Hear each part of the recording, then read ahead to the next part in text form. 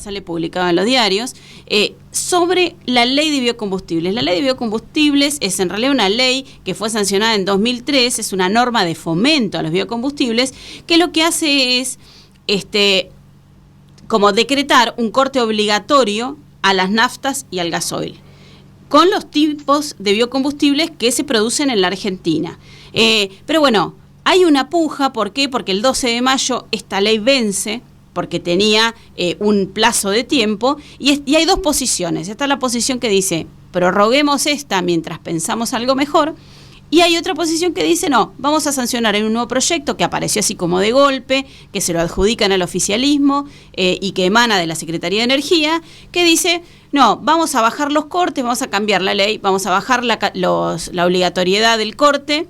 Entonces, de este modo se beneficiaría a las petroleras y se perjudicaría a las productoras del biodiesel. Ahora, en el medio, ¿estamos discutiendo, por ejemplo, la descarbonización de la matriz energética argentina? Nosotros sabemos que la matriz energética argentina, más del 80%, depende de los combustibles fósiles, le hace nafta y gas natural, ¿no? Nafta, gasoil, gas natural. ¿Por qué? Porque incluso las centrales termoeléctricas funcionan con combustibles fósiles. Entonces, en el gobierno hablan de, bueno, no, tenemos que hacer que la agenda se cambie, digamos, hacia electromovilidad o hacia hidrógeno verde. Hidrógeno verde son proyectos muy ambiciosos, muy grandes, que podrían darse en el tiempo, pero por supuesto no es inmediato, y la electromovilidad es muy buena, o sea, que tengamos autos impulsados eléctricos, pero si la fuente de generación es la misma, no estamos limpiando mucho, estamos liberando de emisiones en las ciudades, podríamos hacerlo, pero la verdad es que la fuente sigue siendo igual de contaminante porque seguimos generando la electricidad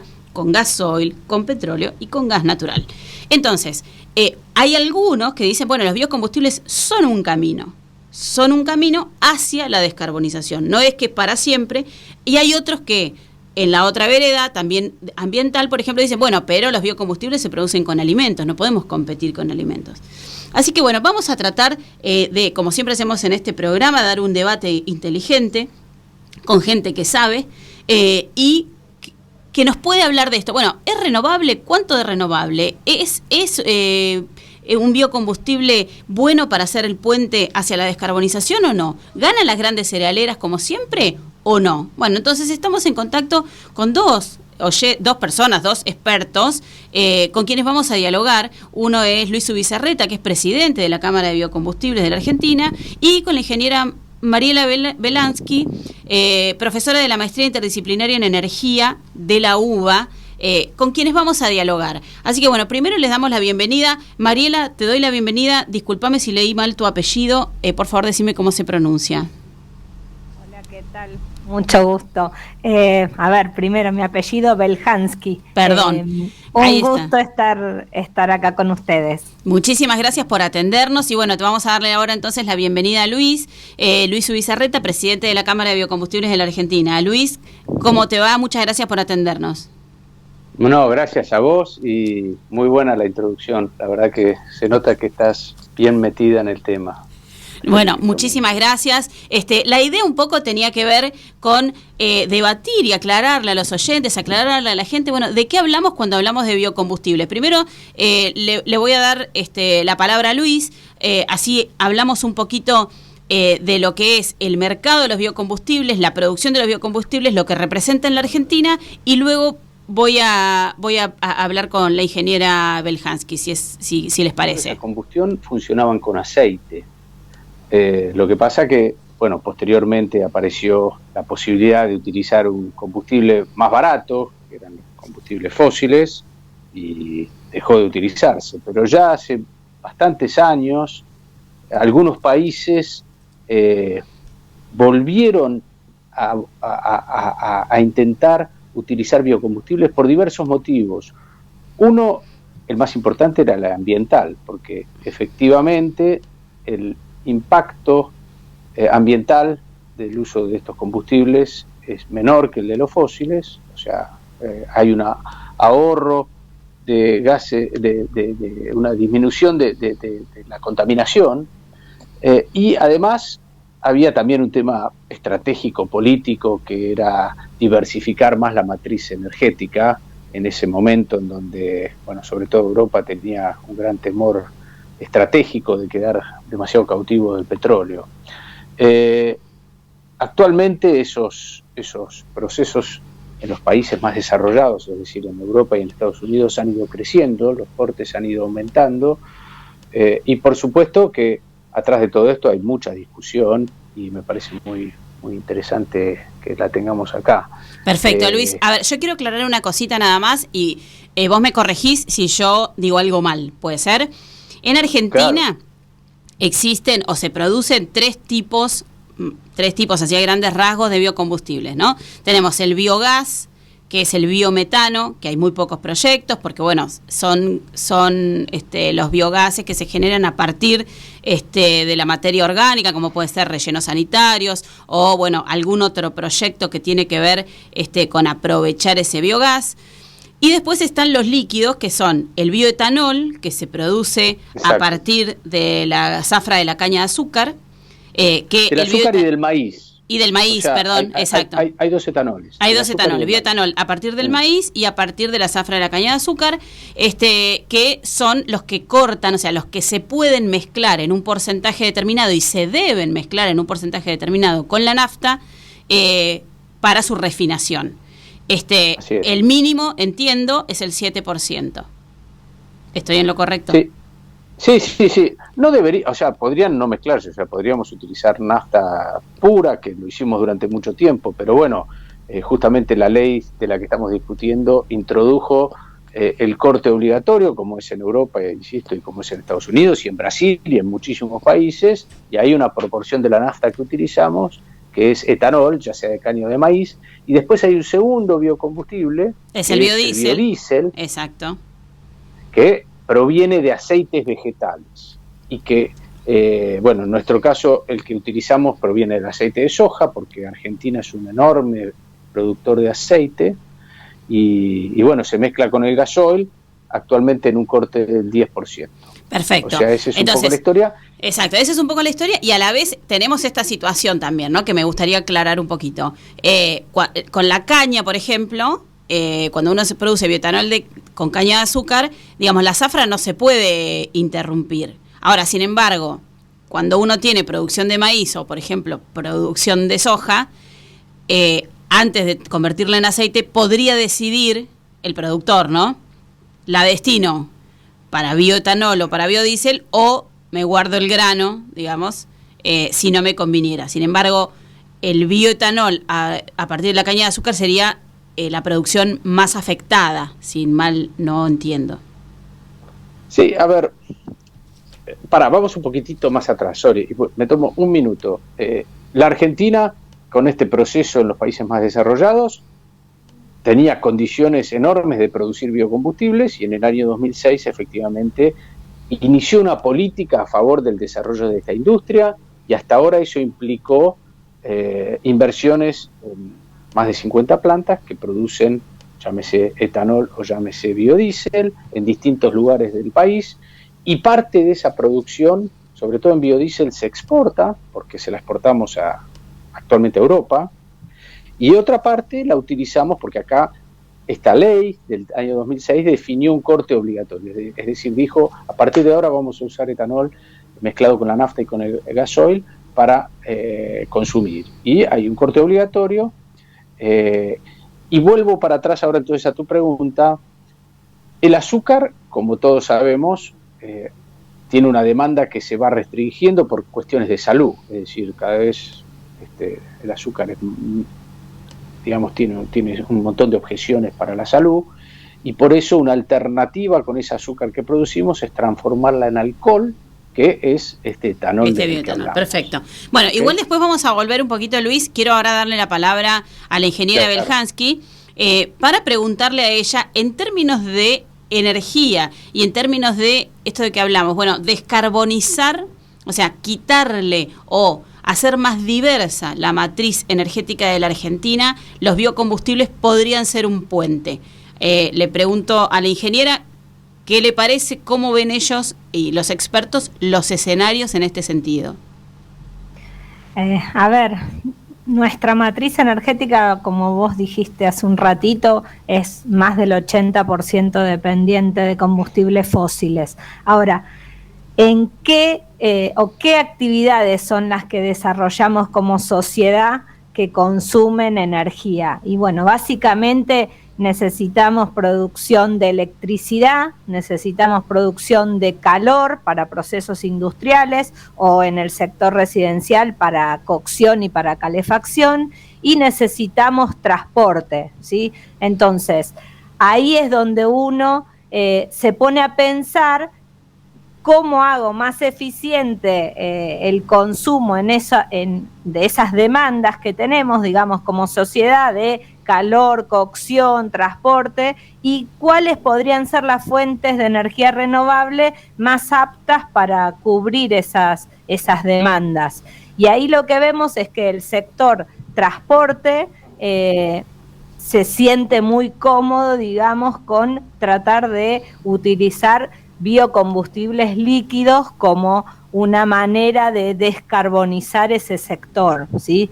En ese marco también podría estar el metano, digamos, a partir de su origen biológico, ¿sí? El biometano podría ser, pero todavía es algo que en Argentina es súper incipiente y piloto, digamos, ¿sí? Lo que sí tenemos es una historia de la utilización de los biocombustibles con este corte obligatorio que a partir del 2006 se fue incrementando tanto el corte de biodiesel para el gasoil o el corte con bioetanol para las naftas. El problema que hoy estamos identificando es que, como vos bien dijiste también, esa ley de promoción que incluía, digamos, cortes crecientes y obligatorios de los bio para tener menos emisiones en ese sector, digamos, que es el transporte, y también podríamos estar pensando en la generación de energía térmica o eléctrica si utiliza gasoil, o si utiliza fuel oil, ahí necesitaríamos otro biocarburante bio, que no es ni el biodiesel ni el bioetanol. Otros países tienen clasificado el bio-oil y Argentina todavía no, digamos, no lo tenemos como un corte para el fuel oil de centrales de generación eléctrica. Es interesante eso, Mariela. ¿De qué se trata? ¿Cuál bio es? ¿A partir de qué? No, también, a ver, son distintos procesos tecnológicos, pero lo que digo es que en el mundo no solo se corta la nafta y el gasoil, en el mundo también se corta el fuel oil, como también con algún grado de porcentaje, y ese bio que en el mundo se conoce como el bio oil, en Argentina no lo hemos explorado, ¿sí? Es interesante porque le quiero solamente esto, te interrumpo, para recordarle a la audiencia que, por ejemplo, la central costanera que tenemos acá en la costa, a poquitos kilómetros de donde está esta radio, o donde vive buena parte de nuestra audiencia, funciona con fuel oil buena parte del año. Sí, bueno, por eso, a ver, también en otros países se está tratando de hacer un corte a lo mejor al gas natural y tener ese biometano. Esta no es solamente un tema ambiental, también es un tema, digamos, económico, entendible en todas las sociedades, digamos, que cualquier proyecto sea evaluado de manera interdisciplinaria, pero internalizando los costos ambientales que tenemos, ¿sí? Exacto. Exactamente. Ese es el desafío. O sea, a mí me parece muy bien que hagamos una evaluación interdisciplinaria, pero después en general las evaluaciones técnico-económicas no valorizan los co-beneficios ambientales positivos ni la remediación ambiental por el daño que producen algunas fuentes. Bueno, además otra cosa, y acá vuelvo a darle la palabra a Luis, se habla de estos costos que mencionás, técnicos y económicos, sin embargo, se promueve con miles de millones de dólares la industria petrolera, por ejemplo, con el fracking de Vaca Muerta, porque digamos, el gas natural que la Secretaría de Energía quiere promover como puente para esta descarbonización, provendría de ese fracking. Entonces, ¿de qué costos estamos hablando? Ya tiene 10.000 millones de subsidios la explotación Vaca Muerta, ¿no es cierto, Luis? Así es, sí, y es muy interesante como lo planteaban ustedes dos, porque efectivamente no hay que solo medir el costo económico, porque aclarémosle a la gente, los biocombustibles son más caros que los combustibles fósiles en general. Hay momentos en donde puede suceder, y ha pasado, que hay una corrida en los precios del petróleo, se acuerdan que llegó a $100 y en ese momento era más barato, pero habitualmente es un poco más caro. Pero bien dicen que en la ecuación hay que meter todas las externalidades de ambos combustibles. Entonces, si hay un combustible que contamina más que otro, yo no digo que solo contemplemos esa externalidad, pero hay que justamente tener esta discusión para definir qué es lo mejor para el consumidor, en definitiva. Tal vez vale la pena pagar un precio un poquitito más alto y tener un combustible que preserve mejor el planeta. Tal vez ese costo es excesivo. Bueno, esa es gran parte del debate, y como bien decís vos también, en el mundo de los hidrocarburos hay algunos subsidios ocultos que hay que ponerlos sobre la mesa. Está claro, y aparte del debate que quiero mencionar, está la parte fiscal, porque los biocombustibles efectivamente hay algunos impuestos que no pagan, pero no los pagan porque están relacionados con la contaminación. Entonces, lógicamente no los pagan. Pero bueno, de repente eso también es un ingrediente que lógicamente evalúa el gobierno, que dice, bueno, si la Argentina consume más combustible. Luis, ¿nos escuchás? Voy a recaudar más porque necesito, ¿no? Sí. Sí, bueno, además también hay otro Hola. juego ahí del gobierno, ¿no? ¿Me estás escuchando, Luis, ahí?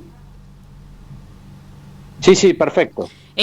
Ahí además hay otro tema también, porque recordemos que vos mencionaste las exportaciones de biocombustible, porque también recordemos algo, Europa no produce porque no tiene tanta materia prima para hacerlo, ¿no? Entonces tiene que comprarlo en otros mercados, uno de ellos es Argentina. Ahora, esas exportaciones son de los grandes productores, digo, son de 7 cerealeras después de que Vicentín, bueno, quebró. Entonces quedan, digamos, Dreyfus, Molinos, Cargill, digamos, los que conocemos siempre, ¿no? Entonces, esto después termina siendo un lobby entre esas grandes y 4 petroleras con YPF a la cabeza. Sí, ahí yo no estoy tan de acuerdo, porque me parece que los mercados tienen distintos actores, y creo que a veces se tiende a demonizar ciertos mercados que tienen competencia. O sea, yo no veo que digamos, haya una jugada de ese tipo, la verdad. Lo que sí creo es que, como bien decís, la Argentina tiene la oportunidad de exportar estos productos y generarle valor agregado a sus exportaciones. Vos al principio de tu charla mencionabas la opción que tiene la Argentina, digamos, de vender el poroto de soja o el maíz en su estado natural, que ya de por sí tiene mucho valor agregado, porque digamos que el productor utiliza un montón de insumos, digamos, es un producto que genera riqueza para el país, pero si logramos que esos productos a su vez los industrialicemos localmente y generemos más trabajo, bueno, obviamente eso va a tener un impacto muy positivo en la economía y bueno, nuestras exportaciones van a valer más. Así que yo creo que ese programa de exportar biocombustibles es realmente... Ingeniera Beljansky, y mi pregunta para ustedes, y en términos de este puente, por ejemplo, que deberíamos construir para, no sé, llegar a 2030 o a 2050, porque la verdad es que 2030 está bastante cerca, a 2050 con una matriz más diversificada, ¿cómo juega el papel de las otras energías renovables? Porque pareciera como que está medio frenada, ¿no? La inversión y el aumento de energías como la solar o la eólica en Argentina. Y a ver, las condiciones de financiamiento internacional están muy complicadas, digamos. Ahora entiendo que todo se está revisando, digamos. Nosotros tenemos una habilidad particular para establecer reglas discutirlas y después las reglas rápidamente dejan de ser las reglas del mercado y volvemos a barajar y dar de nuevo. Esa falta, digamos, de reglas que permanecen en el tiempo hace que cualquier inversión se quiera recuperar en un plazo muy, muy corto, y todo lo que está relacionado con obras del sector energético, por un lado tienen vida útil bastante larga y no se pueden recuperar las inversiones en los plazos de gestiones de gobierno, ¿sí? Entonces la verdad es que todo eso hace que no esté dinamizado en absoluto el sector. Hay miedo, o sea, si uno tiene dinero, no sabe en qué invertirlo porque no sabe cuánto tiempo realmente va a recuperar la inversión que hace. Y yo siempre digo que el Excel y el análisis de los flujos de fondo resisten un montón de hipótesis, y después la Argentina tiene un contexto de falta de reglas de juego que permanezcan en el tiempo, que hace difícil toda esta transición. Entonces, desde ese punto de vista, a lo mejor el propio gobierno, tendiendo a tomar acciones para generar una transición, bueno, puede decir, impongo subsidios al fracking, que de alguna manera voy a tener uno de los combustibles que más se utiliza en la matriz energética de Argentina, que es el gas natural, lo voy a tener con mayor incorporación, al menos en volumen, o sea, que no pierda su participación relativa, ¿sí? Porque en algún momento Argentina necesitó incorporar, importar gasoil de afuera, cosa que todavía a veces sigue pasando, ¿sí? O gas licuado, gas de barcos, que también sucede en algún momento o bajo ciertas condiciones. Pero lo que está claro es que no es fácil que tengamos esta transición, porque no hay reglas de juego que sean claras. Digo, los proyectos de generación eléctrica que en la gestión anterior, con las subastas de electricidad eólica o solar o de bioenergía o hidroeléctrica, funcionaron, después frente a un escenario de incertidumbre general de la situación macroeconómica, no accedieron a financiamiento.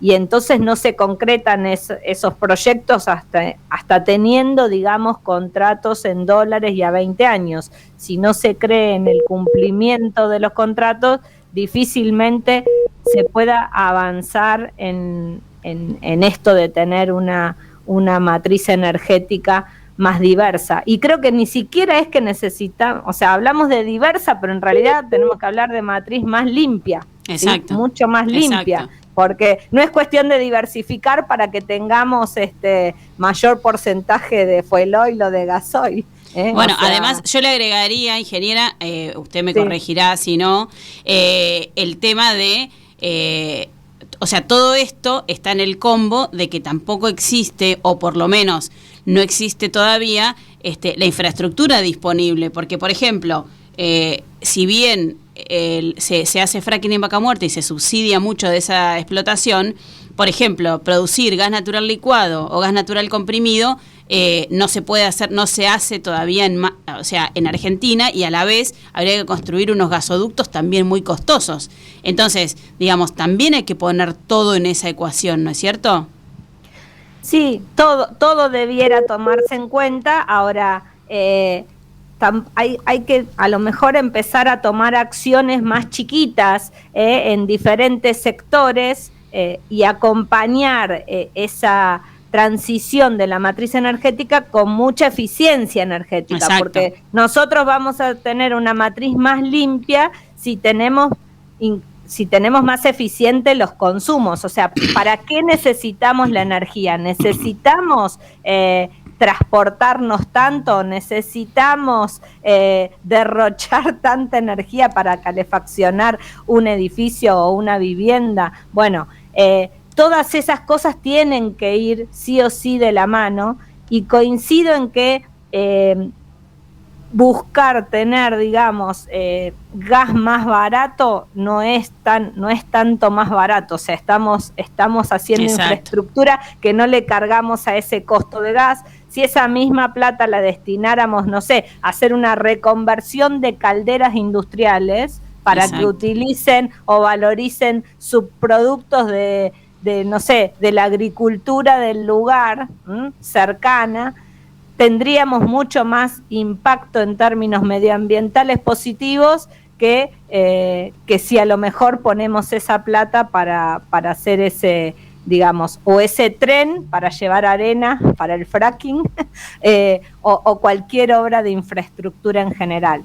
Pero hace falta tener una visión global, y hoy parece que estamos como compitiendo entre fuentes, y la verdad eso no nos conduce a ningún escenario más positivo, sino al contrario. Clarísimo, ingeniera, clarísimo. Yo ya los tengo que despedir. Luis no está con buena señal, no sé si me escucha, pero bueno, lo último para despedirse en un minuto, si puede ser, bueno, ¿cuál es la expectativa respecto del futuro de esta norma que está por debatirse en el Congreso? Bueno, la primera expectativa es poder discutir abiertamente estos temas, y para ello necesitamos presentar los argumentos y escuchar a los demás. O sea, creo que ese es un gran desafío en la Argentina, ¿no? Poder hacer un debate abierto sobre un tema que creemos que es tan importante para el país, y también nosotros creemos que esto tiene que derivar en una ley moderna, superadora a la actual, y que, bueno, contemple la posibilidad de que repliquemos las cosas que se hacen bien en otros países. Por ejemplo, a nosotros nos parece que hay que preservar a las pymes dentro de un rango, pero que también hay que abrir un poco el juego a la competencia, incluso dentro de las pymes, de modo tal de que, bueno, el consumidor reciba los beneficios de la competencia, que creemos que siempre es valioso. Así que, bueno, nosotros esperamos que podamos debatir una nueva ley superadora y, insisto, hacerlo de un modo en donde puedan participar todos los involucrados. Muchísimas gracias.